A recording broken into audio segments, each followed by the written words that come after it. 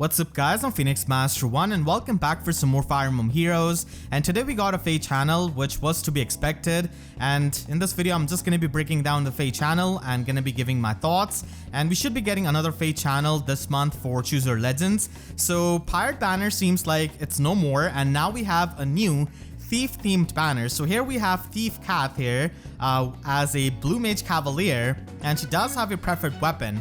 So right after Resplendent Laura Shell, and we don't really know too much about her weapon except for the fact that it gives her more offenses, and you can briefly see her stats and also her skills. So she has got attack speed push 4, attack resistance snag, and blue feud. Blue feud is easily one of the better feud skills along with colorless feud, as we have Ascended Idun and Brave Hector as pretty common far safe tanks. And she does have drawback and also a preferred weapon in Lofty Leaflet. So yeah, not really much is known about this weapon. We will have to wait for the trailer, which is going to be out on Sunday, I think. So that is going to be telling all of the preferred weapons. But yeah, Cath is here. And we also have Thief Leila. So I'm kind of surprised that they didn't make Matthew and Leila as a duo. So Thief Leila here is actually not a dagger unit. Instead, she is a red mage flyer, and we don't really know too much about her weapon except for the fact that it is going to be a fire sweep tome, and it also gives her extra offenses, because here you can see the green thief not being able to counterattack, and it is, you know, in line with taking inspiration from her constant dagger. So if she can switch up places, that would be pretty nice, but that is kind of nerfed by far save skills as well. And it just stops the movement of Leila's constant dagger. So I wonder if they're going to be changing up that effect, and we don't even know her stats or skills because they do not show that. So that's why I kind of think that she probably has that movement from her weapon. And then we have Thief Sothe as the 4-star focus unit of this banner. So absolutely amazing 4-star focus right from the summer cloth that we have. And we also have Sothe as a dagger flyer, and he is a green dagger flyer. So he has got Florid Knife Plus, which is actually gonna be probably an inheritable Fought Trace weapon, which is gonna be quite exciting for a lot of the units to just get the Fought Trace skill from this weapon itself and open up their slot B skill for some other skill. He also has Sparrow 2, Attack Defense Rain, and Harsh Command Plus. So he's got amazing fodder as a 4-star focus, and he also has pretty good stats in terms of the offenses. So here he just takes out this Blue Mage Flyer, and the reason why I say that this is probably going to be a Fought Trace weapon is because that seems like the theme of the weapons that we have here. This weapon can also give Sothe +5 attack and speed, so it seems like a pretty decent inheritable weapon. And here we have our Tempest Trial unit, Rickard. So he is a sword flyer, and here he shows that we have got the trace skill built into the weapons.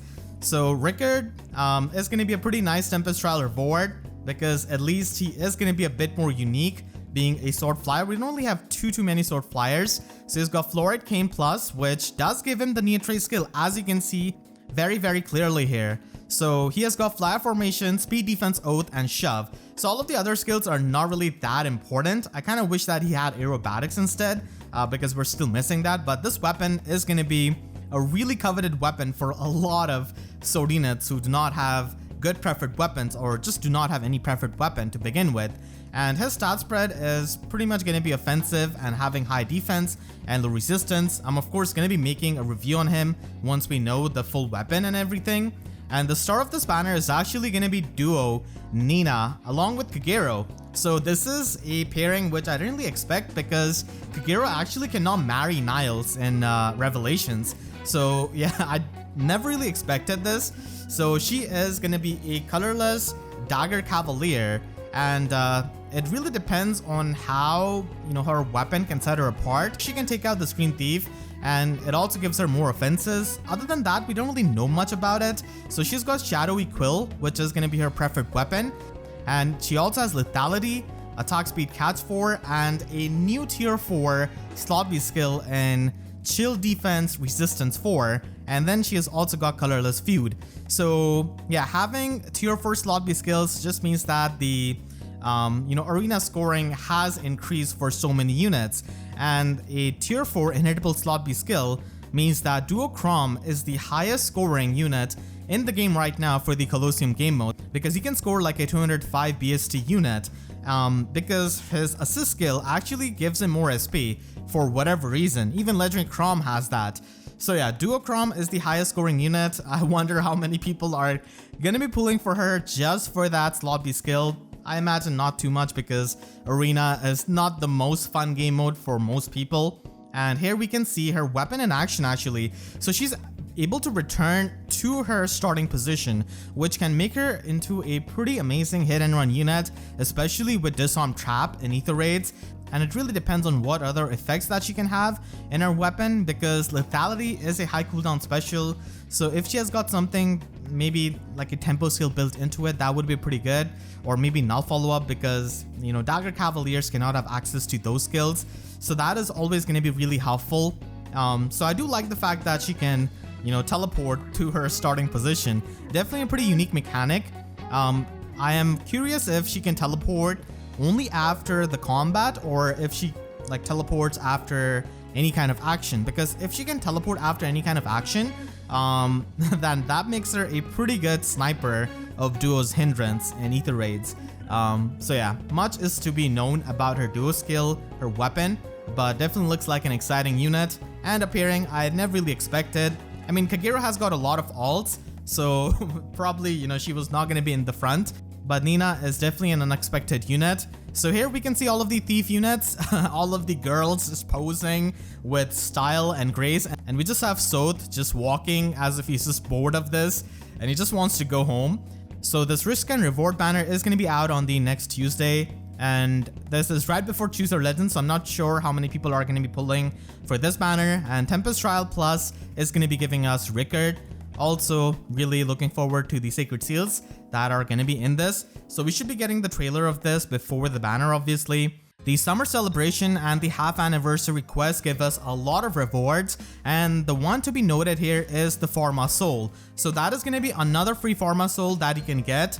And if you've gotten all of the free Forma Souls that we have gotten so far, and the ones from Celestial Stone shop, even as a free-to-play player, you'd be having like 6 free Forma Souls, which is definitely a pretty good amount. So yeah, this is going to be another Forma Soul, and we also have a lot of rewards here. Kind of wish they gave us more orbs, honestly. And we are going to be getting Dragon Flowers, which is definitely pretty nice, because around Choose Your Legends we usually get a BST bump, and the Dragon Flower limit does get increased. So this is a pretty good time to save up your Dragon Flowers for your most used units and your favorite units, because the Dragon Flower limit is likely going to be going up in the next FEH channel. There are also going to be the daily skill summoning events, so you can just do your free summon on these kinds of banners. And some of these banners do have some pretty good units, like Shadows of Valentia Pala, for example. And many of these units do have good weapons as well, or are waiting for some kind of weapon refine.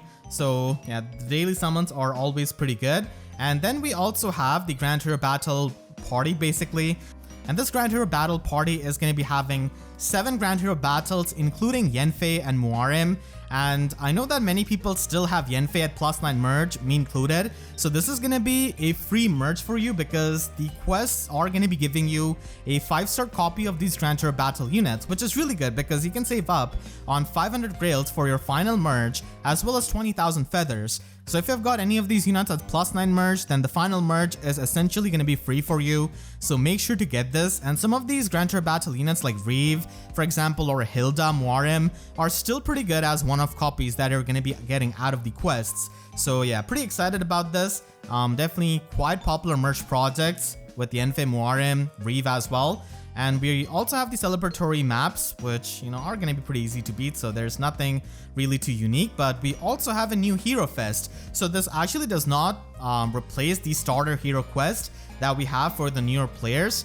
And this Hero Fest is actually, you know, not that insane in my opinion, because we had Plumeria, Legendary Dimitri, stuff like that in the Hero Fest before, like Henriette Dedu. So these units are not going to be as insane. I mean, Ascendant Fiorm is pretty much going to be the best unit here with Farsave and Hardy Fighter, and we also have Niffle and Muspel. So just the true dragons and their champions basically. Ascended Legion is also a deceptively bulky cavalier. Getting Ascended Legion and Fiorm for the first time is going to be giving you the Floret, and Nifl and Muspel are both pretty decent support units, and this Hero Fest is going to be giving you 10 tickets, so you essentially get 11 free summons, 10 from the tickets and 1 from the free summons, so you have a pretty good chance of getting Ascended Fiorm or one of these units for free because of the sheer amount of tickets that you have. So that is pretty exciting, but not the most insane Hero Fest which a lot of people were expecting.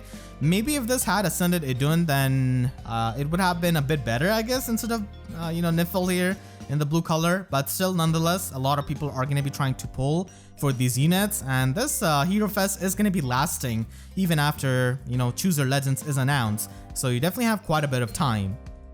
We also have new arena maps added, and many of these do have the trenches, so that is nice when you're going to be facing some kind of cavalry unit. I don't really like the one with 2 trenches though. It's going to be a bit annoying for sure because you can get attacked turn 1 essentially if you're against a dancer or like a duo Crom. The other maps, it's a bit easier to avoid that turn 1 engagement basically. So yeah, that is the addition to the arena maps. I don't think too many people really care about arena at this point because of the low player count that we have been seeing, and it's been declining for months. We also have new legendary and mythic remix. So legendary Alm was to be expected to get a remix, but we also got Naga here breaking the order basically because technically they should be giving Yune the remix and refine first before Naga because Yune got released before. So here we have legendary Alm with Lunar Flash 2. So Lunar Flash 2 does do more damage depending on the defense of the enemy, and now with the remix it also has the damage reduction piercing, so it's basically like a better Deadeye, and it's a 2-turn special. And the biggest weakness of Lunar Flash was that it could be stopped by damage reduction skills, and now with the damage reduction piercing, that is the thing that it wanted. He also gets Time Pulse 3, which is going to be annoying for a lot of people because many people gave Deadeye to legendary Alm, and in that process they also gave him Time Pulse. So I kind of wish that they replaced Darting Blow 4 for a better tier 4 skill because Darting Blow 4 is pretty much one of the worst tier 4 skills that he can have. So yeah, unfortunately Time Pulse for the people who already gave him that, and his refine is going to be this month as well. We do have Naga getting her remix as well, and they do show that here. So Naga has been a struggling Astra Mythic for a long time, ever since the start of Aether raids. She has never been really too great. Divine Fang has been her silver lining, at least so that you can kill Duma, Seros a bit easily. But now her Divine Fang Plus gives, more support to your allies. Unfortunately, the effective against dragon effect is still going to be only for 1 space, so you need to be adjacent to get that effect. But if you're within 2 spaces of her, then she can give you +6 attack and speed as well as auto follow up in the player phase. So this is the same effect as the follow up from Future Vision 2 as well as August's support. So we have seen this before, and you can only get the auto follow up in your player phase. So this can improve player phase of a lot of the slower units, and if they have a brave weapon, then with this auto follow up they can basically quad attack. So that is going to be pretty interesting and makes Naga into a better support unit. And they also gave her Dive Bomb 3, which is definitely a bit odd because most people are just going to be running Defense Res Link on her and going to be using her as a smite bot. Dive Bomb is not exactly the most support oriented skill, and Naga as it is doesn't really see much combat in Aether Raid's offense, especially in the higher tiers. So I kind of wish they replaced the really underwhelming Aether Raid's offense skill, which nobody really uses, maybe for Fury 4 or something like that. But yeah, still a decent remix so far with Divine Fang Plus, and I hope her weapon refine is also support oriented. And we also have all of these legends and mythic units getting their remix. Yune is probably going to be in November, I think, at the earliest. Usually they do this with the release order, but sometimes they can break the order like we saw with the Naga remix. So Legendary Leewood, Sothe, Julia, Thrusier, Liv, and Altina are going to be getting their remixes and their refines in the upcoming months. So that is definitely, something to look forward to. I'm going to be looking forward most to Altina's remix because she's also another Astra Mythic that really needs, some kind of remix and refine. And they've also added more heroes to the 4-star special rate, and they're not going to be appearing anymore as a 5-star unit. And this is pretty amazing here because even Duo Ephraim is present here, so you can, just randomly get him. And before this, he was just present in this limbo where he was not available in the 5-star summoning pool, in the normal summon pool, and he needed to get some kind of focus banner to really get summoned. So at least now, you can just randomly summon him. And there are also some other popular units like Igren here, and Nagi is still, waiting for her weapon refine, which could end up being pretty amazing. So yeah, as expected, they have put a lot of units here in the 4-star special category. Duo Ephraim, of course, being the main attraction here because he's the first duo unit in this 4-star, special summon rate. We also have a new game mode with Binding Worlds, not to be confused with Binding Blade. So this seems like a rather casual game mode. It's not going to be that competitive, not that it seems. And its, overlay and interface is kind of looking similar to Hall of Forms. And here we can see that we are also given a default team that we can use for this kind of event. Alphonse, Sharina, Anna, and Ash gonna be the first lineup. And this game mode is definitely pretty interesting because it can give you a lot of dragon flowers and it doesn't really look that tough. So basically the main gimmick of this game mode is the fact that you can abuse these kinds of gates to teleport, and you can basically replace your unit with a friend's unit when you go onto this tile, which is definitely going to be pretty amazing for integrating any kind of friends list units. And the level of the units can actually go up to all the way to 99, just like Pawns of Loki. So you can have some ridiculously powerful units here. So the higher levels are definitely going to be really fun just to see with the stats of the units. So that is the main gimmick of this game mode, using these gates to replace your unit. I'm glad that this is not another competitive game mode. I know many people were memeing that we're going to be getting another game mode of Summoner Duels, but I'm happy to see that is not the case. So a lot of people can, just enjoy this kind of game mode, and I'm really curious as to how they will monetize this kind of game mode. So Hall of Forms is kind of similar, so I wonder if they're going to be making, Forma souls being useful for this game mode, or maybe they're going to be releasing another item down the line. This is probably some kind of testing. So you can see that you can get a lot of ephemera and a lot of dragon flowers out of this game mode, which is amazing. The infantry dragon flowers are really rare and they're never really enough. So that is the new game mode. I actually like it a lot. I do like the gimmick basically of this game mode because it is in line with opening the gates with Asker, Ash, all of the Breda Blake lore essentially. So yeah, Binding Worlds is going to be out on 12th August, so we all can play that. So that is pretty much for the FEH channel, and they do say that they're going to be returning for Choose Your Legends FEH channel this August as well, so you can just wait for that. So let me know what you think about this FEH channel, and if you enjoyed this video, then make sure to leave a like and a comment. Helps tremendously, and if you really enjoyed, you could always support me directly by using Super Thanks or by becoming a YouTube member. And for more FEH videos, make sure to subscribe and hit the notification bell, because YouTube sub boxes are about as functional as the pirate theme, it seems. So with that said, I'll see you guys next time. Thank you so much for watching and have a great day.